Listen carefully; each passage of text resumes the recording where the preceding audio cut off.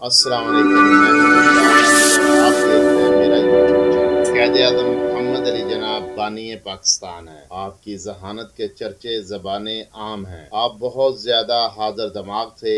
آپ نے دشمنوں کی صفوں میں بیٹھ کر اپنی ذہانت سے ان کو مات دی۔ آپ کتنے حاضر دماغ تھے اس کا اندازہ اس واقعے سے لگایا جا سکتا ہے جو قائد اعظم نے ایک صحافی کے سوال پر سنایا۔ صحافی نے سوال کیا کہ جناح صاحب، آپ ہمیشہ ٹرین میں 2 برتھ لے کر سفر کیوں کرتے ہیں؟ قائد اعظم کا جواب بہت ہی دلچسپ تھا۔ محمد علی جناح کہنے لگے، ایک دفعہ مجھے ٹرین میں لکھنؤ سے بمبئی سفر کرنا تھا تو میں حسب معمول ایک ہی برتھ کروا کے سفر کر رہا تھا۔ ٹرین جب اگلے اسٹیشن پر رکی تو ایک خاتون میرے سامنے والے برتھ پر آ کے بیٹھ۔ ٹرین نے جیسی رفتار پکڑی، خاتون نے مجھ سے مخاطب ہوتے ہوئے کہا، آپ مجھے 1000 روپے دے دیں ورنہ میں شور مچا دوں گی کہ آپ نے میری عزت پر ہاتھ ڈالا ہے۔ میں اپنی بک پڑھنے میں مشغول رہا۔ مجھے اندازہ ہوا کہ بڑی شرم والی صورتحال ہوگی لیکن میں اپنی بک میں مگن رہا۔